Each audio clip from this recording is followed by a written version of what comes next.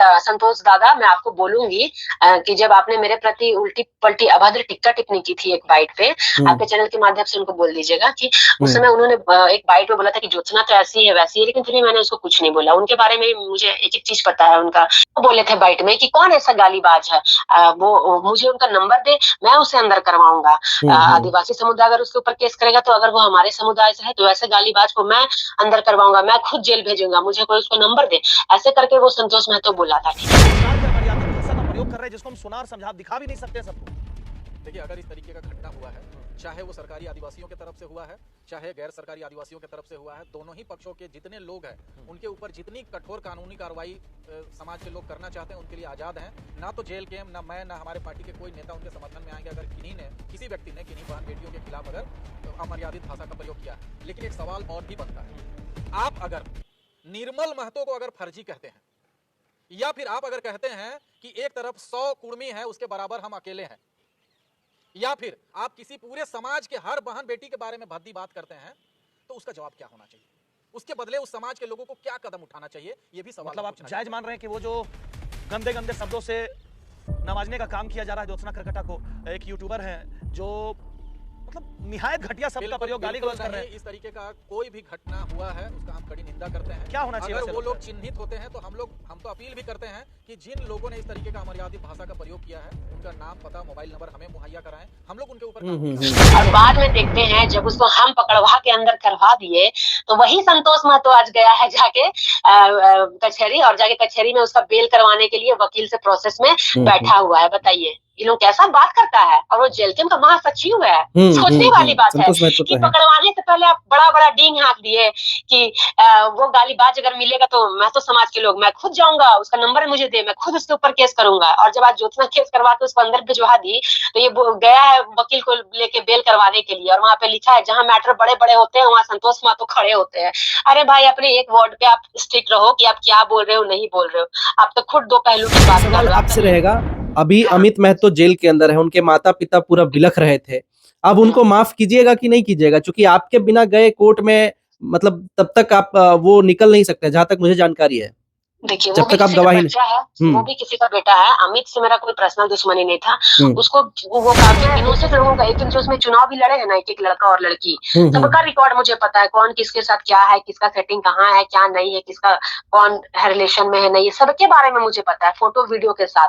लेकिन मैं फिर भी सोशल मीडिया में ये नहीं डाल रही हूँ क्योंकि मैं खुद एक महिला और दूसरे की महिला की इज्जत करना जानती हूँ। आप लोगों की तरह नहीं हूँ कि दूसरे की माँ बहन बेटी को ऐसा छीछा लेदर करे। आप सबों का रिकॉर्ड मुझे सबके बारे में पता है। जो मेरे बारे में गंदी गंदी बातें बोल रहा है ना, उनके समर्थक लोग, सबों का रिकॉर्ड मेरे पास है बाय फोन, लेकिन व्यक्तिगत में नहीं डाल रही हूँ। तो आप भी पीछे हट जाइए, ये सब फालतू चीज मत कीजिए, सामाजिक लड़ाई समाज के रूप में बहस कीजिए। अगर आप करोगे फिर हम लोग भी रुकने वाले नहीं है, लेकिन फिर भी अभी तक किए नहीं है किसी के बारे में चर्चा। आदिवासी होना कोई राजनीतिक दर्जा नहीं है। नहीं, जिस तरह से कुर्मी समाज अपने हक अधिकार के लिए लड़ रहे हैं, आप भी अपने हक अधिकार के लिए लड़ रहे हैं, और कानून में ये सब नियम है, अपने अधिकार के लिए कोई भी आवाज उठा सकता है। लेकिन बीच में ये होता है कि गाली गलौज का जो प्रकरण चल गया उससे थोड़ा माहौल और आपसी सौहार्द। 20 तारीख को वो लोग का रेल टेका था, उसमें एक लड़का सबसे पहले स्टार्ट किया था, बाइट उठा, ये लोग बोलता है हम लोग गाली दिए हैं। 20 तारीख का एक बाइट उठा के देखिएगा, इनके समुदाय के ही 2 भाइयों ने बोला था कि गर्दन काटना पड़े तो काट देंगे आदिवासियों का, लेकिन हम लोग एसटी सूची में शामिल होकर रहेंगे। ये भड़काऊ भाषण नहीं था, एक ये था जो पोक करने वाला, दूसरा था कहाँ रे कुर्मी विरोधी लोग, घर में बैठ के सुतल है, दिख गया ना बेटा तो मारेंगे, यही लाठी लाठी, ऐसे करके इन लोगों का वीडियो पहले वायरल हुआ 20 तारीख को। तब आदिवासी लोग तो बहुत शांत था, इनका पोक करने से हम लोग जगे, फिर भी हम लोग गाली गलौज कोई नहीं की। एक अमित मुंडा भाई बोला था, वो सोशल मीडिया के प्लेटफॉर्म में आके माफी मांग लिया। ज्योत्सना जी ये बताइए कि 3 दर्जन से सुनते हैं ऊपर केस हो गया है आपके ऊपर, डर उर नहीं लगता है आपको भी जेल जाना पड़ सकता है? अंग्रेज को भगाने के लिए बिरसा मुंडा लोग डरा था, सिद्धू कानू डरा, चांद भैरव डरा, वीर बुद्धू भगत डरा। ज्योत्सना का डरेगी भाई? ज्योत्सना के अंदर किसका खून है? फर्जी खून है क्या? ज्योत्सना के अंदर आदिवासी का ही खून है, कहीं ना कहीं आदिवासी का खून। आपके ऊपर ये भी आरोप लग रहा है कि आप बिहारी आदिवासी हैं। नहीं, मैं मुंडा की बात आएगा तो कभी कोई नारी बर्दाश्त नहीं करेगी। तो इसीलिए हमको लगता है कि 3 दिन के भीतर 3 दर्जन से ऊपर आपके ऊपर केस हो गया। भारत का पहला ऐसा महिला नारी बन चुकी है आप। मतलब आप ऐसा बदला ले रहे हो। ज्योत्सना जी, कुर्मी समाज का कहना है कि पहले शुरुआत किधर से हुई थी, आप गौर करके देखिएगा किसने ओपन चैलेंज करा था। तो ये उनका कहना है। तो आपने ओपन चैलेंज में क्या कुछ ऐसा कह दिया जो वो लोग तिलमिला उठे? हाँ, मैंने एक वर्ड बोला था, जने पूरी तने मुड़ी, हाँ। ये वाला बात बोला था मैंने, ठीक है। उनसे लोग गम किए हुए थे, वो कोई गाली नहीं होता है, इनके गाली के सामने वो बहुत फीका है। ज्योत्सना जी तैयार है कि अगर वो जो है कोर्ट जाएंगी, और अब ठीक है, समाज में होता है, कोई अगर ऐसा कर दिया है तो कुछ ऐसा है। बाकी ज्योत्सना जी तो रेडी है, अगर इनको कोर्ट में जाने का नौबत पड़े और गवाही देने का नौबत पड़े तो शायद अभी ये माफ कर दिया। जोहार, इस वक्त हम लोग फिर से लाइव हैं और इस लाइव में ज्योत्सना करकेट्टा जी को डायरेक्ट फोन कॉल करते हैं और पूछते हैं कि कल का भीड़ के बारे में और उनके ऊपर जो दर्जनों एफआईआर हुए हैं उसके बारे में चर्चा करेंगे, क्योंकि लगातार एफआईआर का सिलसिला पार होते जा रहा है। हमको लगता है कि आई थिंक 20-21 एफआईआर हो चुके होंगे। डायरेक्ट कॉल पे लगाते हैं और बात करते हैं कि क्या मामला शांत होगा या आप लोग और ज्यादा इसको जो है बढ़ाते रहिएगा, कब तक शांत करिएगा। उधर से लोग चुप हैं तो आप लोग भी चुप रहिए, हक अधिकार बनता है, लेकिन आप लोग तो और ज्यादा भीड़ पर भीड़ इकट्ठा कर रहे हैं। कल 12 तारीख वाला तो लाखों का भीड़ जो है आपको दिखाना होगा मोरहाबादी मैदान में। बाकी कौन कौन फोन कॉल्स पे डायरेक्ट बातचीत करते हैं। ज्योत्सना जी बोल रही हैं? हाँ जी, ज्योत्सना बोल रही हूँ। जोहार आपको। जोहार। आपको बता दें कि हम लोग थोड़ा सा लाइव हैं, आपसे थोड़ा बातचीत करते हैं, क्योंकि कल का जो ऐतिहासिक भीड़ है उस पर चर्चा किया जाएगा और ये लगातार जो एफआईआर का खेल किया जा रहा है उस पर हम लोग थोड़ा बातचीत करना चाहते हैं। फ्री हैं? हाँ, से बोल रहे हैं। क्या बोल रहे हैं? आप कौन से न्यूज चैनल से बोल रहे हैं? सफर सच, सफर सच। अच्छा अच्छा, जी जी, चल, जोहार जोहार। जोहार आपको। तो ये बताइए, कल का ऐतिहासिक भीड़ रहा और एफआईआर का जो सिलसिला चल रहा है ये कब तक थमेगा ज्योत्सना मैडम? देखिए दादा, पता नहीं, लेकिन मैंने तो ऐसा कुछ बयान पे दिया नहीं है, और वो तो मैंने हर बाइट पे स्पष्ट रूप से बोल दिया है। और ये जो मेरे ऊपर बहुत अभद्र टिप्पणी किया गया था किसी एक व्यक्ति के द्वारा, जिसके कारण पूरा कुर्मी समुदाय आज बदनाम हो रहा है, लेकिन ये किसी एक समुदाय के एक लड़का ने बोला था, बहुत गंदी बात, वो शायद वीडियो में आप सुने होंगे, अब मैं बोल भी नहीं, बता भी नहीं सकते हो।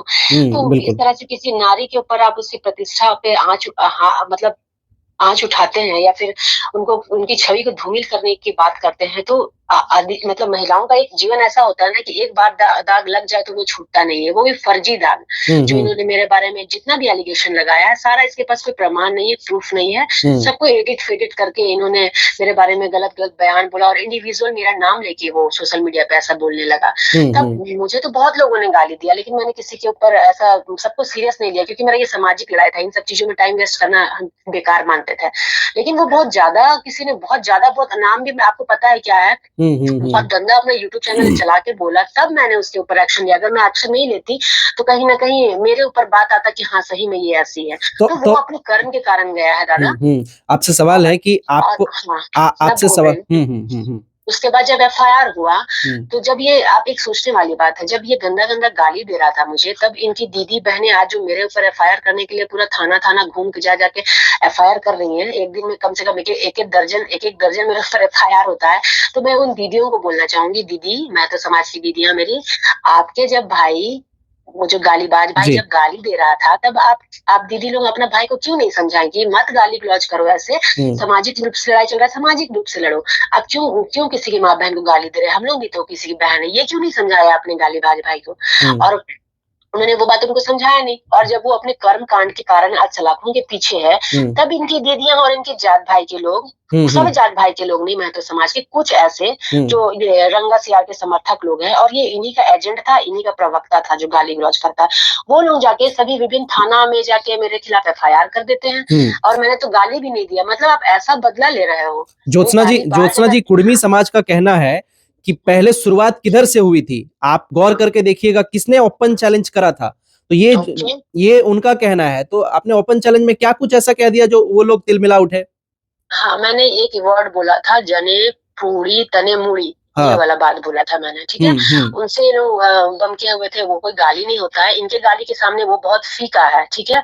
और एक बात बोला था, 100 कुर्मियों पे भारी, तो वो सही में भारी हो गई ना, तब तो आज सब जा जाके एक दिन में दर्जन दर्जन एफआईआर कर रहे हैं। जब गाली भाज भाई आपका अंदर गया तो आप एफआईआर कर रहे हैं। वही चीज करने से पहले उनको समझाते कि ऐसा मत बोलो, तो शायद वो नहीं जाता, शायद मैं भी कुछ नहीं बोलती। लेकिन ये मेरा औरत के किसी के चरित्र पे आप आवाज उठाओगे तो कभी कोई औरत बर्दाश्त नहीं करेगी। जब महाभारत में द्रौपदी के चिरहरण हुआ, तब देखिए महाभारत हुआ उसके लिए। रामायण में भी आप देखिए, जो रावण थे, उनके प्रति भी भगवान श्री राम जी ने लड़ाई लड़ी।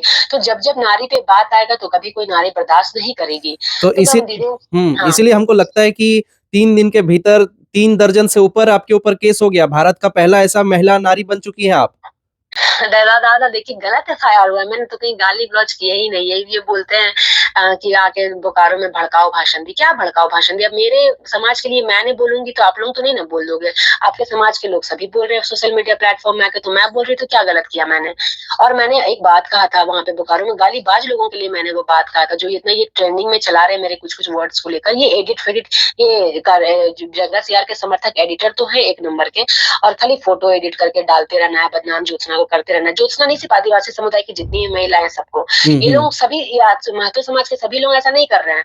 कुछ लोग हैं जो जिनके समर्थक लोग हैं जेल के और रंगा सियार के समर्थक, क्योंकि मैं इतना कॉन्फिडेंट हूँ कि क्यों इसलिए बोल रही हूँ ना दादा, क्योंकि सब बोल रहे कि आप उन्हीं को टारगेट करते हो। आप देखो जाके एक बार आईडी सर्च करो, जितने भी लोग मुझे ट्रोल कर रहे हैं सब उन्हीं के समर्थक है। जेल के रामगढ़ जेबी के रामगढ़ ऐसे बोकारो डुमरी ऐसे करके सब वही लोगों का नाम से फेसबुक आईडी यूट्यूब आईडी सब वही लोगों का चलता है। इनका कोई अपना ये न्यूज वाले लोग भैया नहीं चला रहे, ये लोग अपना यूट्यूब बना के IT सेल अपना बना लिया है। IT सेल 5 साल लोग इतना अपना मजबूत किया है कि जो भी इनके खिलाफ बोलेगा सबको खाली गंदा गंदा गाली दो। इनका अपना यूट्यूब चैनल में खाली यही बयानबाजी होता है। और FIR कर भी दिया तो FIR कुछ डरने वाली है नहीं हम, क्योंकि हम ऐसा कोई वर्ड नहीं बोले हैं। मैंने गालीबाज लोगों के लिए ये बात बोला था, और रे कुड़मी वाला बात को लेकर इन्होंने बोला कि इस तरह का अपमानजनक बात बोली है। तो आप एक बार अपने भाई का गाली उठा के देख लीजिए कैसे उन्होंने मुझे गाली दिया है। उसके सामने तो ये फिर भी बहुत फीका है। और रे कुड़मी कोई गाली नहीं होता है। हमारे आदिवासी लैंग्वेज में जब हम लोग नागपुरी बात करते हैं तो कहाँ रे बहन, कहाँ रे भाई, कहाँ दादा ऐसे करके बात करते हैं, तो वो कोई बहुत बड़ी बात नहीं हुई। और कुड़मी भाइयों को कुड़मी नहीं बोलेंगे तो क्या बोलेंगे बताइए? अच्छा, नाम है वही ना बोलेंगे। नाम से लो तो दिक्कत, कुड़मी बोलो तो दिक्कत, तो क्या बोले भाई? अच्छा ये बताइए ज्योत्सना जी, ये बताइए कि 3 दर्जन से सुनते हैं ऊपर केस हो गया है आपके ऊपर, डर उर नहीं लगता है आपको भी जेल जाना पड़ सकता है? अंग्रेज को भगाने के लिए बिरसा मुंडा लोग डरा था, सिद्धू कानू डरा, चांद भैरव डरा, वीर बुद्धू भगत डरा। ज्योत्सना क्या डरेगी भाई? ज्योत्सना के अंदर किसका खून है? फर्जी खून है क्या? ज्योत्सना के अंदर आदिवासी का ही खून है। कहीं ना कहीं आदिवासी का खून आपके ऊपर ये भी आरोप लग रहा है कि आप बिहारी आदिवासी हैं। नहीं, मैं मुंडा समाज से बिलोंग करती हूँ। मेरी ट्राइब कम्युनिटी मुंडा है। मैं महाराज मदरा मुंडा की वंशज हूँ।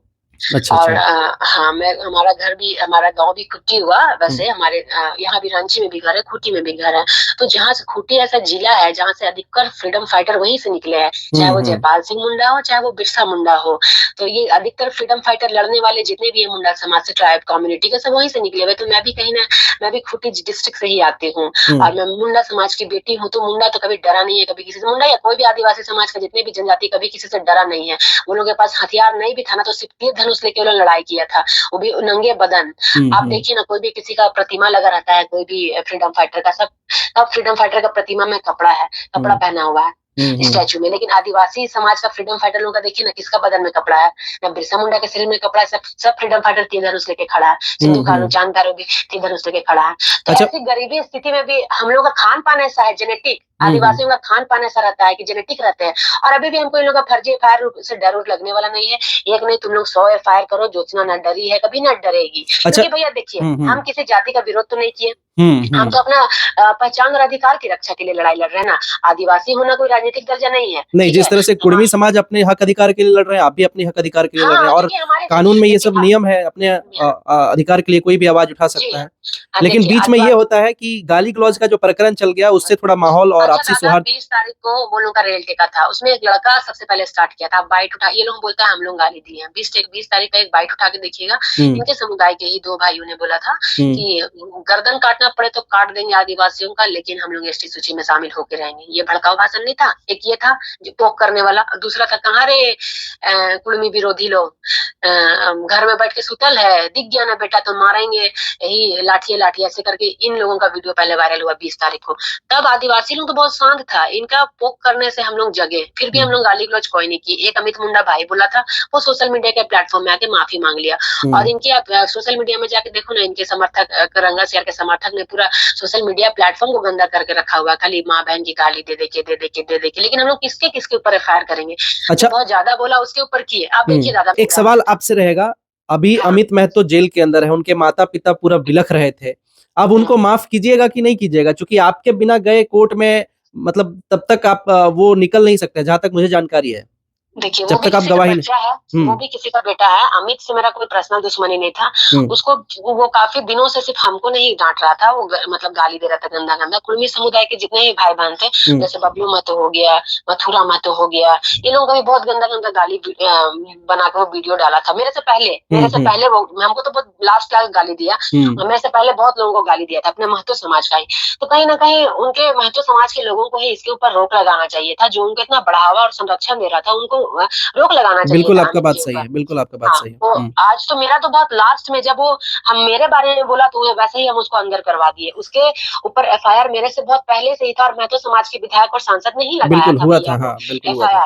एफआईआर 2022 से उनका वारंट इश्यू था, जारी था, पुलिस उनको खोज रही थी, बट वो मिल नहीं पा रहे थे। और ST/SC का केस भी उसके ऊपर एक बार भी नहीं लगा था। जब हमको गाली दिया तब ST/SC का केस उसके ऊपर लगा। और फिर जो हमारी रांची पुलिस की टीम थी, उन्होंने फिर मैंने प्रमाण वहां पे दिया कि सच में गाली बका है।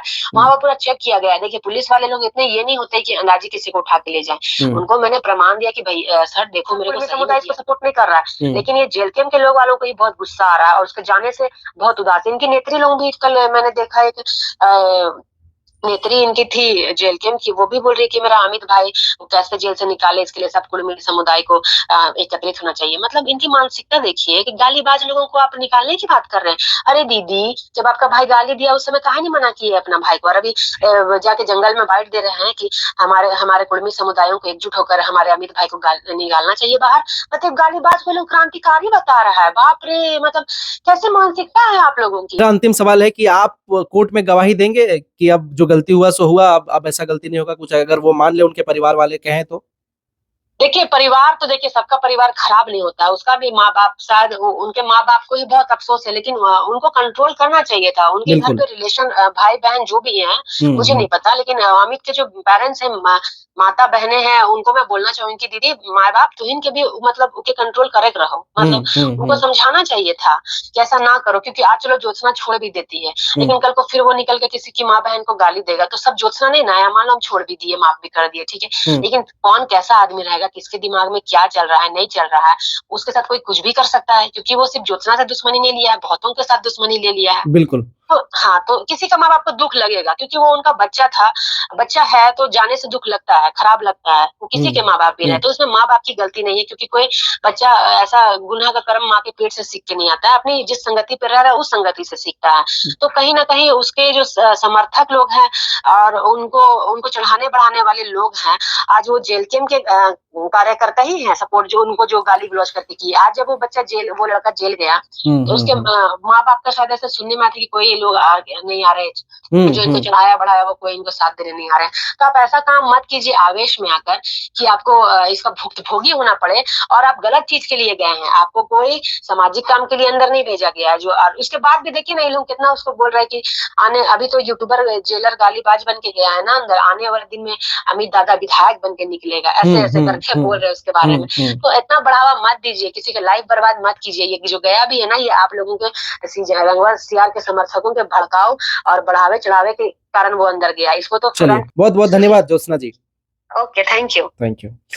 तो फाइनली जो है ज्योत्सना जी तैयार है कि अगर वो जो है कोर्ट जाएंगे, और अब ठीक है, समाज में होता है, कोई अगर ऐसा कर दिया है तो कुछ ऐसा है।